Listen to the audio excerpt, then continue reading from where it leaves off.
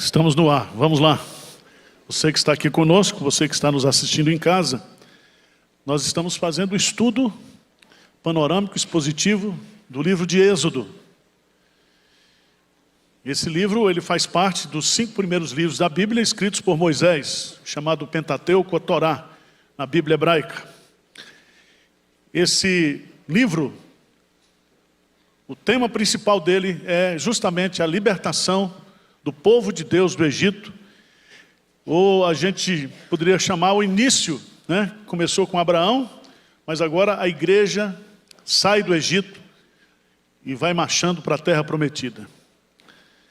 E eu quero ler com vocês, estudar o capítulo 14, que é um dos capítulos assim mais bonitos. Quando eu era jovem, eu assisti um filme chamado Os 10 Mandamentos. Vocês conhecem esse filme ou não? Tem um ator bem bonitão que faz o papel de Moisés, né? Eu pareço com ele, mas não... Mas é impressionante como esse milagre de Deus, da travessia do Mar Vermelho, ele traz lições preciosíssimas para a nossa vida pessoal. Se eu fosse colocar um tema ou um título desse capítulo, eu colocaria o tema: não há volta, não há mais retorno. Quem saiu do Egito não volta mais para o Egito. Pode morrer no deserto, mas quem é de Deus vai chegar na terra prometida. Se você está debaixo do sangue do Cordeiro, que é Cristo, você foi redimido, tirado do mundo, mas você não vai voltar mais para o mundo. Você está no mundo, mas você não é do mundo. Então, a belíssima doutrina da perseverança dos santos. Tem crente que não entende, por limitações, por falta de fé, mas uma vez salvo, salvo para sempre. Tá certo? Não tem um anjo lá à sua disposição. Você está crente, aí escreve o nome. Você se desviou, passa um branquinho. Não é assim não. Você está escrito no livro da vida. E Jesus, assim como esse cordeiro da Páscoa morreu, Jesus também morreu por você. E você é dele para sempre. Não tem mais volta. O negócio agora é para frente, é avançar. Tá certo? Veja aí, no capítulo 14, versículo 15. Grife esse versículo como um versículo chave desse capítulo. O que Deus diz aí? Disse o Senhor a Moisés: por que clamas a mim? Dize aos filhos de Israel que marche. É para frente, é avante. Tá certo? Caminhando vou para Canaã. Se você não quer, não impeça a mim. Eu vou para Canaã. Estou caminhando. Tá certo? Vamos chegar lá cheio de chumbo, umas marcazinhas, né? Mas o importante não é chegar em primeiro lugar, é cruzar a linha de chegada, né? Quem é que está conduzindo o povo? É Deus. E Deus, nesse capítulo 14, vai vingar, ou vai fazer justiça e juízo sobre a nação mais poderosa da terra na época, o rei mais poderoso e o exército mais poderoso que existia na época. Os exércitos de Faraó, os exércitos do Egito. E esse capítulo 14, eu dividi em 4 partes. Versos de 1 a 4, o plano de Deus. Versos de 5 a 9, a perseguição dos egípcios. Versos de 10 a 14, a angústia do povo e a mensagem de Moisés. Do 15 até o 31, a maravilhosa libertação de Deus. Então vamos começar, versos de 1 a 4. Disse o Senhor a Moisés. Quem é que disse? O Senhor. É Deus que está dizendo. Moisés não tem plano estratégico nenhum. É Deus. É Deus que dá a estratégia. É Deus que diz como é que deve ser feito. Tá certo? Nós estamos na vida cristã, seguindo e rezando na cartilha de Deus. Não tem outra cartilha, que é a palavra de Deus. Tá certo? Disse o Senhor a Moisés: fala aos filhos de Israel que retrocedam e se acampam defronte de Pi-Hairote, entre Migdol e o mar, diante de Baal-Zephon. Em frente dele vos acampareis junto ao mar. Então Faraó, quem é que está dizendo? Deus. Então Faraó dirá aos filhos de Israel: estão desorientados na terra, o deserto os encerrou. Versículo 4, vamos ler comigo? Endurecerei o coração de Faraó, para que persiga, e serei glorificado em Faraó e em todo o seu exército. E saberão os egípcios que eu sou o Senhor. Eles assim o fizeram. Então veja que Deus está no controle de tudo. Deus vai armar uma arapuca, uma armadilha para os exércitos de Faraó. O povo poderia ter ido por um caminho mais rápido, mais fácil, mas Deus conduziu o povo pelo caminho mais difícil. E Deus agora manda o povo retroceder, não avançar. Porque Deus vai dizer o seguinte: eu vou mexer com o coração de Faraó. Faraó vai dizer: os judeus estão perdidos, estão desorientados, eles não sabem para onde ir. E Deus vai dizer assim: então, aí eu vou mostrar para Faraó quem é Deus. Versículo 5. A perseguição dos egípcios. Vamos lá. Diz assim: sendo, pois, anunciado ao rei do Egito que o povo fugia, mudou-se o coração de... Quem é que mudou o coração de Faraó? Deus. Mudou o coração. E agora, mudou o coração dele e dos seus oficiais contra o povo, contra a nação de Israel. Veja que lá no capítulo 12, depois que houve a praga da morte dos primogênitos, veja lá, por favor, que quando houve a praga, a primeira coisa que o povo pediu, que o faraó pediu, é que o povo o quê? Saísse. Veja lá, versos 31 do capítulo 12. Então, naquela mesma noite, Faraó chamou a Moisés e Arão e lhe disse: levantai-vos, saí do meio do meu povo, tanto vós como os vossos filhos de Israel, e de servir ao Senhor como tendes dito. Levai também convosco vossas ovelhas, o vosso gado, como tendes dito. Ide-vos embora, e abençoai-me também a mim. Então, quando houve a praga, a 10ª praga, e que os primogênitos foram mortos, o povo é impelido para sair. Só que Deus estava conduzindo. E aí veja no versículo 17 do capítulo 13: tendo Faraó deixado ir o povo, Deus não o levou pelo caminho da terra dos filisteus, posto que é mais perto, pois disse: para que porventura o povo não se arrependa vendo a guerra e torne ao Egito. Deus vai conduzir, e Deus não nos conduz pelo caminho mais fácil. Por isso que Mateus, Jesus disse que o caminho é estreito, é apertado. Poucos são os que entram por ele. Mas vamos lá. O que acontece? Caiu a ficha de Faraó. Deus mudou o coração dele. E veja lá no capítulo 14, versículo 5. Que é isto que fizemos, permitindo que Israel nos deixasse de servir? Que é isso? Então houve uma mudança mesmo no coração de Faraó. Aí aprontou Faraó o seu carro e tomou consigo o seu povo. Tomou também 600 carros escolhidos, e todos os carros do Egito, com capitães sobre todos eles.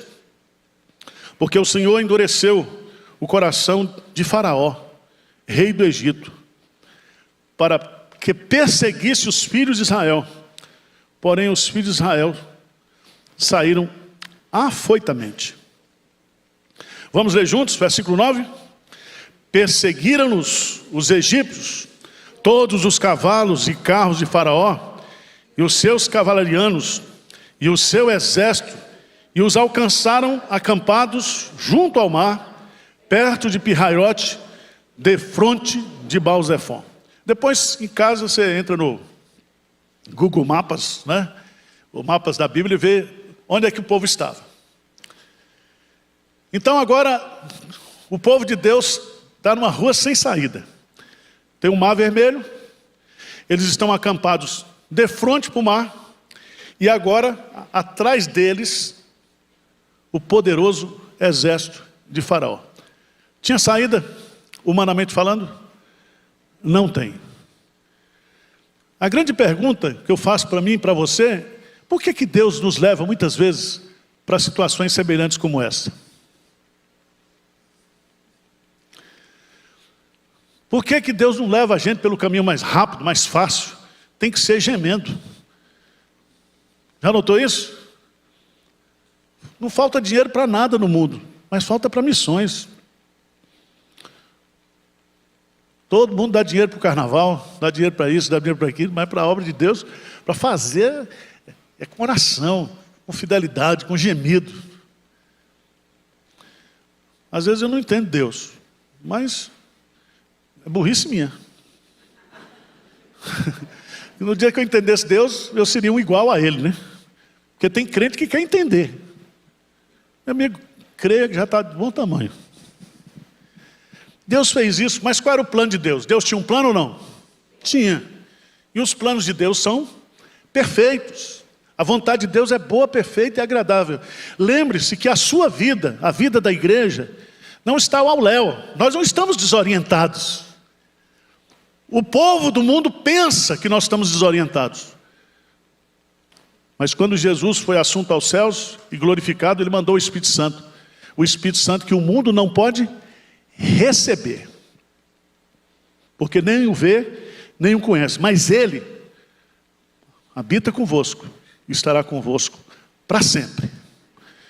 Então, a igreja de Deus tem rumo. A igreja de Deus tem direção, porque é Deus que conduz, é Deus que dirige. Então para de falar mal da igreja. Fala mal do pastor. Ore por ele, dá uma oferta. Abençoa. É assim? Por que a gente vai falar? Tem tanta gente, fala mal da igreja. Fala mal da igreja.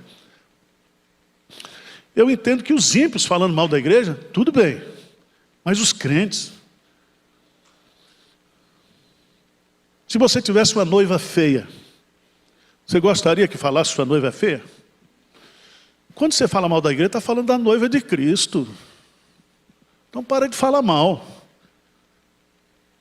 Porque quem intenta o mal contra a igreja, se dá mal. Se dá mal. Veja que coisa maravilhosa. Versículo 10 até o versículo 14. Então Deus tem um plano. Deus começa a executar esse plano. Muda o coração de Faraó e leva o poderoso exército de Faraó com ele montado também na carruagem. Todos os seus capitães. Porque Faraó também vai morrer. E diz o texto, versículo 10. Vamos ler juntos? E chegando o Faraó, os filhos de Israel levantaram os olhos, e eis que os egípcios vinham atrás deles, e temeram muito. Então os filhos de Israel clamaram ao Senhor. Olha o presbiterianismo em ação. Clama quando a coisa está feia. O inimigo está chegando. Nós estamos encurralados. Quando você olha para a grandeza dos seus inimigos e dos seus problemas e das suas circunstâncias, você fica com medo mesmo. Ficamos com medo. Mas nessas horas nós precisamos olhar para quem? Para Deus. E é muito interessante aqui, porque aqui existe medo, existe dúvida, existe clamor. Por quê? Porque os olhos do povo, o texto está claro. Eles levantaram os olhos. E quando eles viram o potencial dos seus inimigos, então eles ficaram com medo. Acontece isso com a gente ou não? Na vida cristã, todo dia. Quando você olha para as circunstâncias, quando você olha para o gigante, como diz o pastor Hernandes, os gigantes que a gente tem na vida, parece que tudo cresce. E de noite, quando você vai dormir, parece que cresce mais. Você diz, não tem jeito, não tem saída. Como é que Deus me deixa numa situação encalacrada dessa? Mas Deus está dirigindo tudo, conduzindo tudo. Veja no versículo 11. Sempre assim, vai descontar no pastor. Deus manda os problemas, o povo fala mal do pastor. É assim. A história se repete. O que diz aí? Disseram a quem? A Moisés. Será por não haver sepulcros no Egito que nos tiraste de lá para que morramos nesse deserto? Por que nos tratastes assim, fazendo-nos sair do Egito? Olha, desde o princípio, quem disse foi quem? Foi Deus, Moisés tinha alguma culpa? Moisés estava lá criando cabra, chega Deus, aparece lá na sarça ardente e diz, você vai tirar o povo do Egito. Mandou já um monte de praga. E o povo não está acreditando em Deus.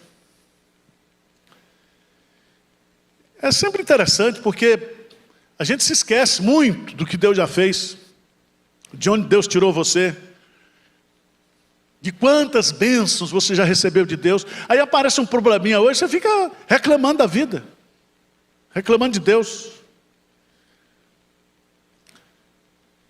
E aí, vai dizer mais. Não somente faz essa crítica, que Moisés tirou o povo do Egito para matar no deserto. Era esse o plano de Deus? Chegar na terra prometida. Não era morrer no deserto. Mas veja, no versículo 12, não é isso o que te dissemos no Egito? Deixa-nos para que sirvamos os egípcios? Olha o que o povo diz.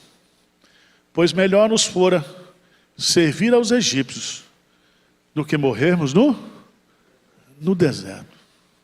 Olha, crente fala besteira quando está aperreado.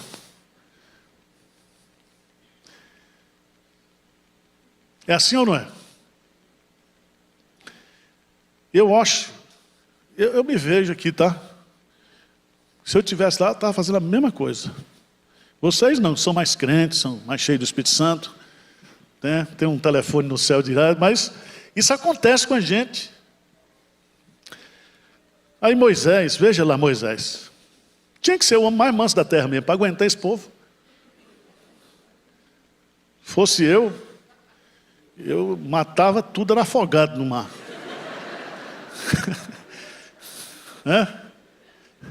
Mas olha que povo ruim. Um povo é danado. Aí Moisés, veja 13 e 14, vamos ler bem forte isso aí. O que diz? Não temais, aquietai-vos e vede o livramento do Senhor, que hoje vos fará. Porque os egípcios que hoje vedes, nunca mais os tornareis a ver. O Senhor pelejará por vós, e vós vos calareis. Amém. Moisés disse isso porque ele conversava com Deus, face a face. E ele já sabia o plano de Deus. Não sabia os detalhes do plano. Ele não sabia que o mar ia se abrir. Ele não sabia disso. É tanto que aí, a partir do capítulo 15, É uma cena cinematográfica, né? O que vai acontecer agora. Deus vai fazer a maravilhosa libertação e o juízo sobre Faraó, sobre a nação egípcia, sobre os exércitos. Versos de 15 a 18. Deus vai instruir Moisés. O que ele tem que fazer? Primeiro, Moisés, Deus não diz ao povo, Deus diz a quem? A Moisés. Porque clamas o quê? Moisés, não é hora de orar. Porque tem gente que tudo quer orar. Não, mas tem uma hora que é para andar. Você ficar orando aí, a bala lhe pega, tá? Por que clamas a mim? Diga ao povo que marche. Marche. Marchar para onde? O único lugar que tinha para dentro do mar. Não é assim? Vocês não cantam esse negócio de rompendo em fé? Não canta? Eu vejo os crentes cantando. Toda vez que a minha fé é provada, não sei o quê. Rompendo em fé. Vai agora. Chegou a hora. Né? Tem crente que rompe em dor de barriga, não de fé. Com medo. Deus não disse também para Pedro, Pedro, se é o Senhor mesmo que está aí, permita que eu vá até aí. E Jesus disse para o quê para Pedro? Venha. E ele veio. E ele venceu a lei da gravidade. Ele andou por sobre as águas. Quando ele começa a olhar para as circunstâncias, a força do vento, ele começa a afundar. Mas Deus está ali. E Deus não abandona a gente, irmãos. Tudo isso aqui era plano de Deus. Tudo estava sob o controle de Deus, os mínimos detalhes. Esse texto, eu tenho um sermão nesse versículo. Eu acho esses os versículos mais importantes da Bíblia. Dize aos filhos de Israel que marche. Por que o povo tem que marchar? Porque Deus está conduzindo. Para que nós temos que marchar? Para experimentar os milagres de Deus. Ninguém, irmãos, contempla a glória de Deus sem fé, se não marchar. Jesus disse para Marta, né, e Maria, se creres, verás o quê? A glória de Deus. Diga ao povo que marche. Para de orar, Moisés, para de clamar. Agora é a hora de marchar. Deve ter cantado aquele hino. Marcha assim avante. Qual é a instrução que ele dá? Ele diz, e tu, levanta o teu bordão, estende a mão sobre o mar e divide-o, para que os filhos de Israel passem pelo meio do mar em seco. Irmão, me diga uma coisa. Para que serve esse bordão para o mar se abrir? Do ponto de vista assim da logística. Mas Deus, ele está valorizando Moisés. Ele diz para Moisés, ele vai usar o bordão para abrir o mar e depois vai usar para fechar. Porque ele está honrando o líder. Porque Deus trabalha com lideranças, não tem jeito. Ele estende a mão sobre o mar e divide-o para que os filhos de Israel passem pelo meio seco. Aí veja o versículo 17, o que é que diz? Eis, lê comigo, que endurecerei o coração dos egípcios para que vos sigam e entrem nele. Serei glorificado em Faraó e em todo o seu exército, nos seus carros e nos seus... Uma pergunta para vocês. Quem foi que ordenou, ou quem foi o responsável para que o povo entrasse no mar? Deus. Tá certo? Então, tem coisa, você já notou que tem coisa na vida da gente que não dá certo? Fura o pneu, dá um problema. Você perde o voo, o avião cai, é uma bênção. Você já notou que Deus, Ele trabalha nos detalhes? Deus vai dizer, olha, Moisés vai abrir o mar, o povo vai passar. Eu vou persuadir, inclinar o coração para que o pessoal também entre no mar. Aquele mar era uma emboscada. Agora, uma pergunta assim de logística. O povo andando a pé e o pessoal nos carros, quem é que ia chegar mais rápido? O exército, não tinha como sair. Aí o que é que Deus faz? Veja o que é que Deus faz. Versículo 19. Deus vai arrumar aqui uma proteção sobrenatural. Lê comigo, versículo 19. Então, o anjo de Deus, que ia adiante do exército de Israel, se retirou e passou para trás deles. Também a coluna de nuvem se retirou de diante deles e se pôs atrás dele. Bem forte, versículo 20. E ia entre o campo dos egípcios e o campo de Israel. A nuvem era escuridão para aqueles e para estes esclarecia a noite. De maneira que em toda a noite estes e aqueles não puderam o quê? Aproximar. Olha que coisa linda. A presença de Deus impede que o inimigo chegue até nós. Amém? Aquele que é de Deus, aquele que é nascido de Deus, o inimigo não o toca. Não o toca.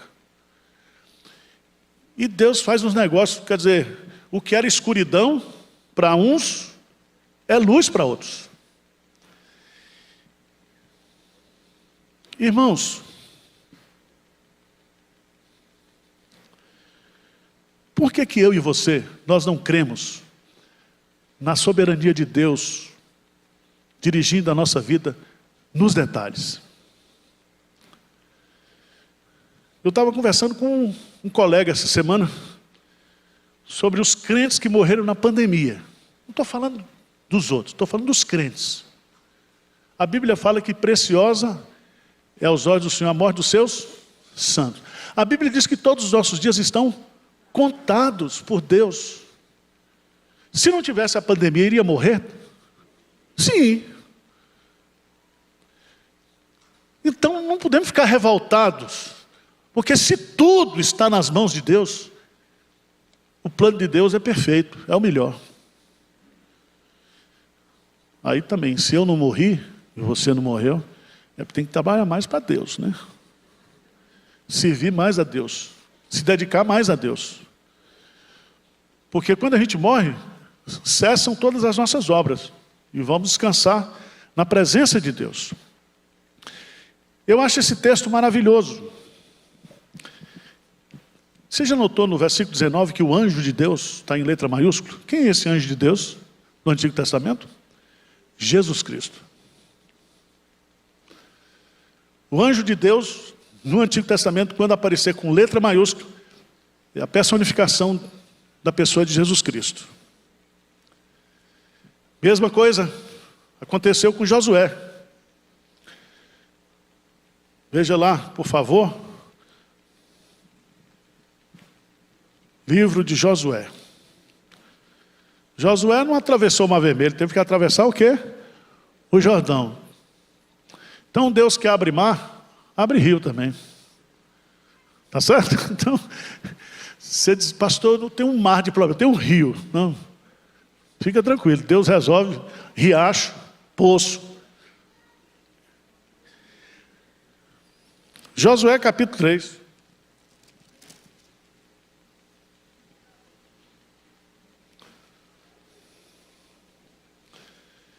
Você vai descobrir que agora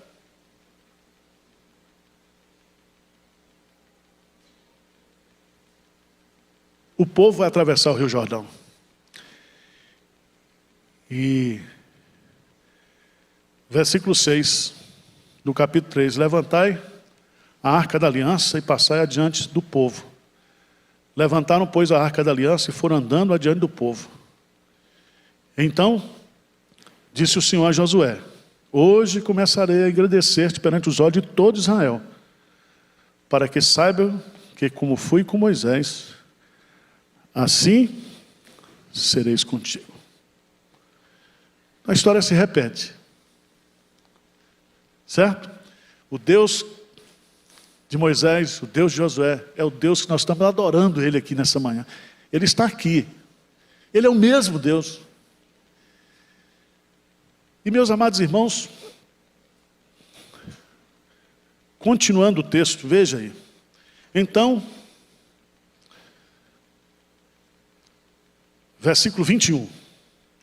O mar se abre. O que diz aí? Então Moisés estendeu a mão sobre o mar, e o Senhor, por um forte vento oriental, que soprou toda aquela noite, fez retirar-se o mar, que se tornou o quê? Terra seca. E as águas foram divididas. Versículo 29. O que diz? Mas os filhos de Israel caminhavam a pé enxuto pelo meio do mar, e as águas lhes eram quais muros à sua direita e à sua esquerda. Aqui eu me lembro do filme dos 10 Mandamentos, né? Naquele tempo não tinha os recursos que tem hoje, mas... E é interessante a gente observar uns detalhes, que Deus faz um milagre usando a sua providência, usando as forças da natureza. Ele honra Moisés. Depois você tenta, quando você for para a praia, lá para o Guarujá, pega um bordão e bate para ver se o mar abre, né? Não era o bordão que tinha poder, o que Deus estava fazendo. Ele disse: você, Moisés, é um instrumento pelo qual, através de você, eu vou fazer um milagre. Deus faz um milagre em nós, e Deus faz um milagre através de nós. Quando você é usado por Deus para ganhar alguém para Jesus, Deus está operando na vida daquela pessoa, através de você, um novo nascimento, uma regeneração.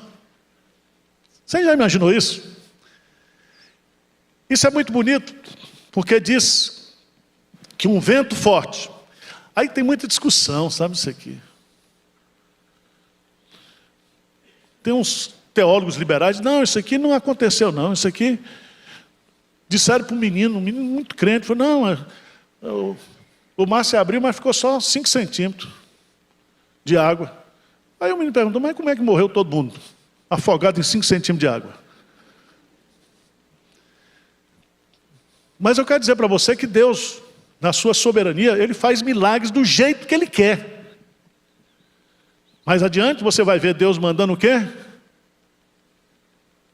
Pão do céu, maná do céu. Dá para explicar isso hoje, cientificamente? Hein, gente? Não dá. Porque você sobe, vai subindo aí. Agora, de onde veio esse maná? Hein? É igual a ascensão de Jesus. Jesus foi assunto aos céus. Ele tomou um ônibus espacial. Para onde é que ele foi? Ele entrou em outra dimensão de tempo. Ele entrou na eternidade.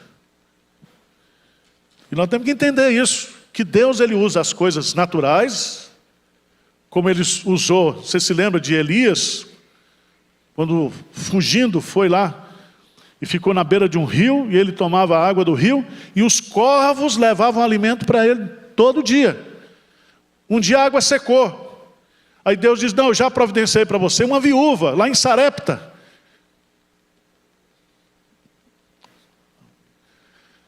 Quando Elias chega na casa daquela viúva, ela só tinha comida para um dia, farinha e azeite. E o que me irrita no profeta, ele diz: preparar um bolo para mim. É ou não é? E ela foi e preparou. E ali, da botija, o azeite, não, secou. E também não faltou mais farinha. Porque o nosso Deus é o Deus de milagres. Então Deus abre o mar. O povo passa a pé enxuto. Veja no texto, versículo 23. Os egípcios que os perseguiam entraram atrás dele, todos os cavalos de Faraó, os seus carros e os seus cavaleiros, até o meio do mar. Lembra que isso começou no final da tarde? E a passagem foi durante o quê? A noite. Mas veja os detalhes da narrativa. Quando o exército de Faraó chega no meio do mar. Aí acontece um negócio que... Versículo 25. O que diz aí?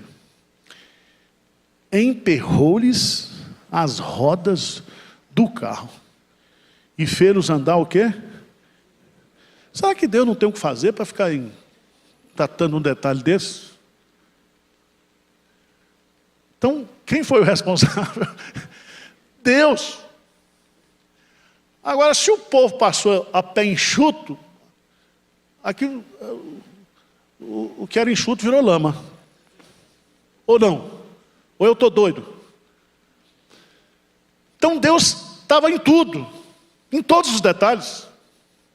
E aí, diz o texto sagrado, veja lá, versículo 25. Então, disseram os egípcios, fujamos da presença de Israel, porque o Senhor peleja por eles contra os egípcios. Ou seja, nós, egípcios, não poderemos contra Israel, porque Deus peleja. O que está lá? No versículo 14, quando Moisés diz para o povo, o Senhor pelejará por vós, e vós vos calareis. Aquietai-vos e sabei que eu sou Deus. Dá um pulinho rapidamente, só para corroborar o argumento. 2 Crônicas, capítulo 20.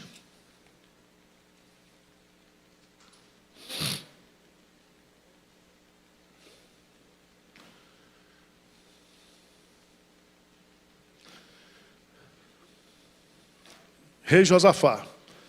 Depois disso, 2 Crônicas 20.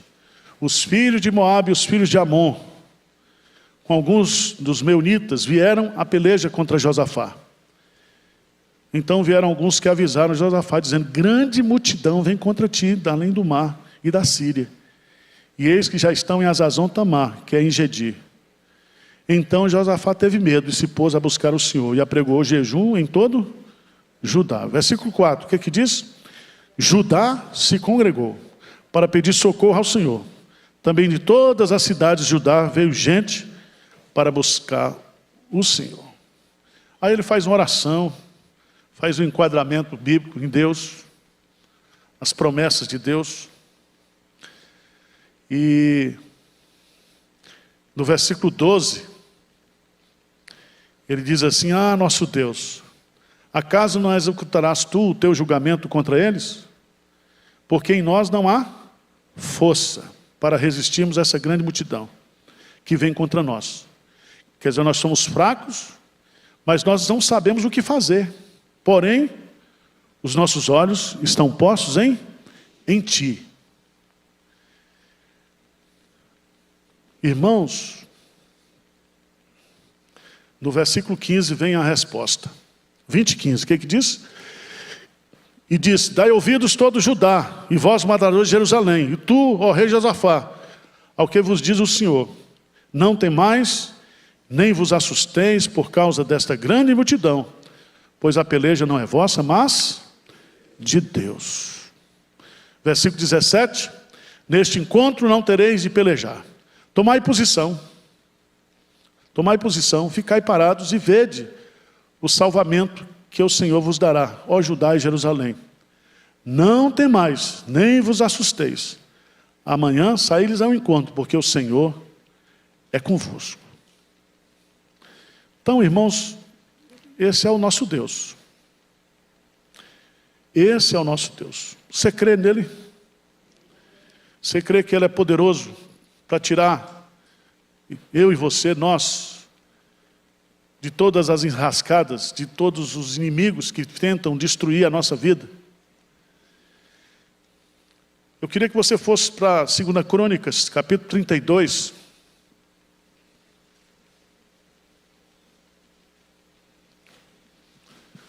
Versos 7 e 8. O pessoal está com medo, né? Diz que vai vir aí a nova ordem mundial, vai perseguir crente, matar pastor, fechar templo. Você está preocupado com isso? Eu não. Como diz aquela música, estou nem aí. Vai morrer, ele vai morrer mesmo. Morrer fazendo a vontade de Deus, está de bom tamanho. E a gente sabe para onde vai o mundo. Então, mas Deus está com a gente, tá? O pau vai quebrar, mas Ele está com a gente. Ele está conosco. Veja aí, 32, 7 e 8. Vamos lá? Sede fortes e corajosos. Não temais, nem vos assusteis por causa do rei da Síria, nem por causa de toda a multidão que está com ele, porque um há conosco maior do que o que está com ele. Com ele está o braço de carne, mas conosco o Senhor, nosso Deus, para nos ajudar e para guerrear nossas guerras. O povo cobrou ânimo com as palavras de Ezequias, rei de Judá. Então o nosso Deus, Ele luta as nossas guerras. E a história se repete. Sempre tem um rei, sempre tem um governador, sempre tem um juiz do Supremo Tribunal. Tudo contra a igreja, contra o povo de Deus. Mas maior é aquele que está conosco. Conosco. Amém? Então fica com medo não, fica tranquilo. A maravilhosa libertação. Deus instrui Moisés, Deus dá uma proteção sobrenatural. O mar se abre e o caminho, ele é feito por Deus. Uma emboscada para os egípcios. Versos 23 a 25 nós lemos. 26, 28. A sepultura, o enterro dos egípcios. Como é que Deus enterra o povo? Veja lá. Disse o Senhor a Moisés: estende a mão sobre o mar, para que as águas se voltem sobre os egípcios, sobre os seus carros e sobre os seus cavaleiros. Então Moisés estendeu a mão sobre o mar, e o mar ao romper da manhã. Olha o detalhe. O povo caminhou o quê? À noite. Por que caminhou o povo? O povo pôde caminhar à noite. Porque o que era escuridão para os egípcios era o quê? Luz. Então, Deus faz a gente caminhar no escuro. Deus derrama luz nas nossas trevas. Pode ter certeza disso. Às vezes, nós avançamos mais na vida cristã nos momentos mais difíceis, mais sombrios. Tá certo? Vê se vocês animam aí, tá, gente? Que eu estou fazendo de tudo, tá?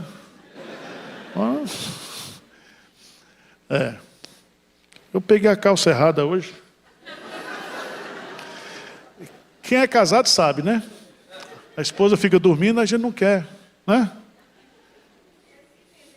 É verdade, minha irmã, eu sou profeta. É verdade.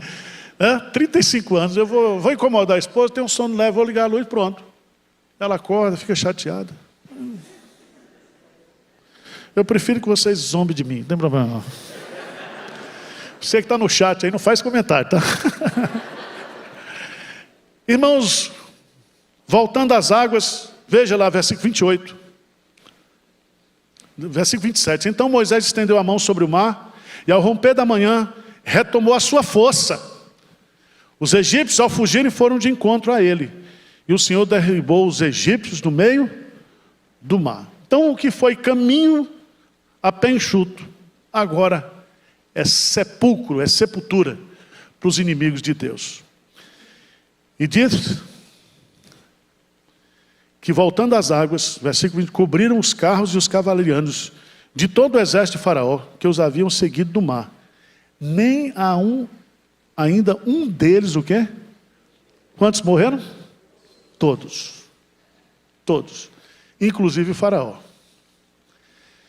Ia ter um problema político, porque se morreu o primogênito, que ia assumir no lugar desse faraó que morreu, a confusão estava feita no Egito.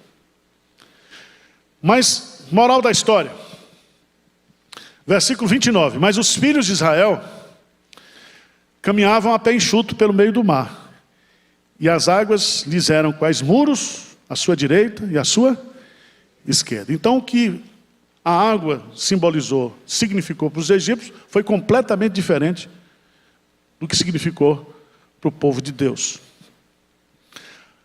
A conclusão do texto diz assim: o Senhor livrou Israel naquele dia. Quem foi que livrou? O Senhor. Não foi Moisés, não foi o bordão de Moisés, mas foi o Senhor. Da mão dos egípcios. Israel viu os egípcios mortos na praia do mar. E viu Israel o grande poder que o Senhor exercitara contra os egípcios. E o povo temeu ao Senhor, e confiou no Senhor e em Moisés, seu servo. Coisa maravilhosa quando o povo da igreja fica em paz com Deus e com a liderança, né? Ninguém reclama mais de Moisés. Ninguém fala voltar para o Egito e morrer no Egito. Ninguém fala, vai falar mais tarde. Mas o que eu acho importante aqui é o impacto decorrente desse milagre.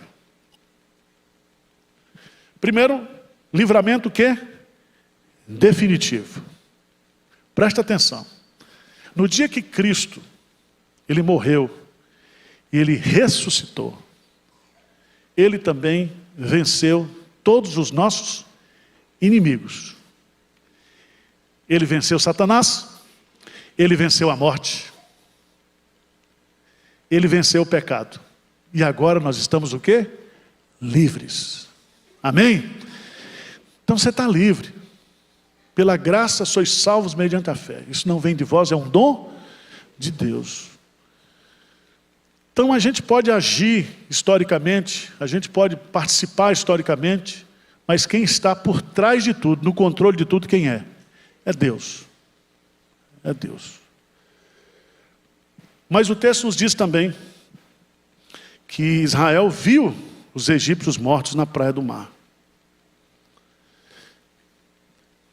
Então, houve o livramento e houve o que? A contemplação do livramento. Quando é que eu contemplo o livramento?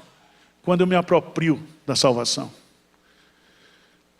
Quando o Espírito Santo me convence do pecado, da justiça e do juízo.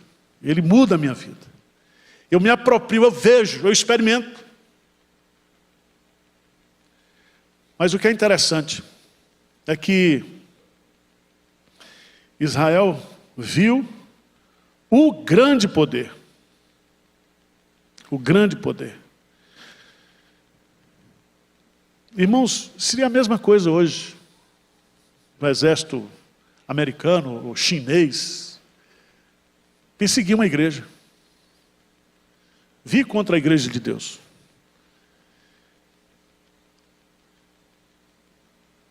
A nação mais poderosa, o rei mais poderoso, o exército mais poderoso, não existe mais. Todos foram vencidos. Amém? E agora, o que resta para a gente? Primeira coisa que aconteceu, capítulo 15. Vamos lá? O que diz lá? Então entoou Moisés e os filhos de Israel este cântico ao Senhor. E disseram. Veja que a salvação produz o quê? Louvor.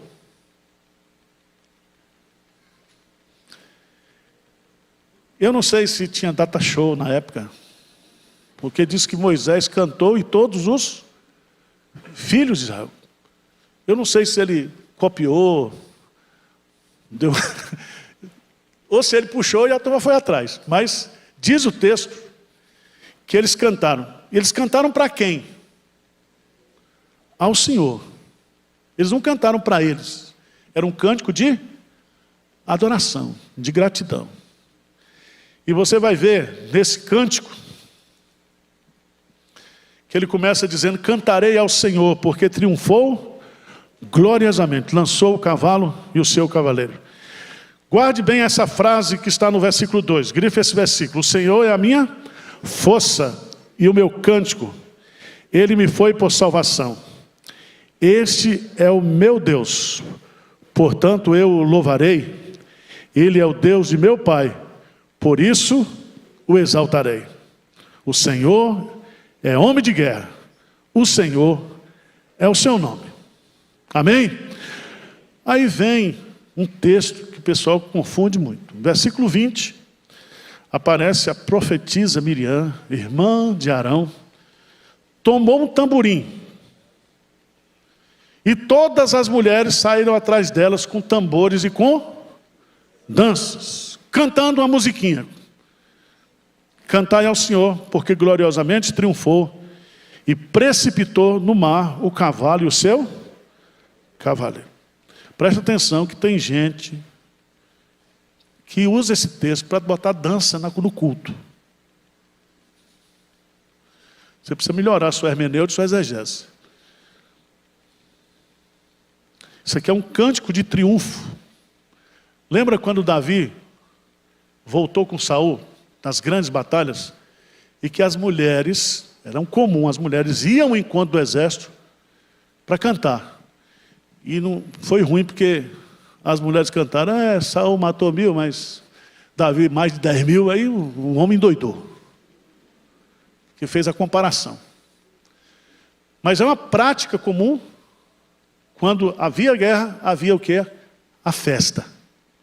A festa. Aqui não tem nada a ver com culto da nova aliança, não tem nada a ver com você usar esse texto aqui para dizer, não. Aí aparece uma tonta aqui com um tamborim, e as irmãs correndo, subindo a escada.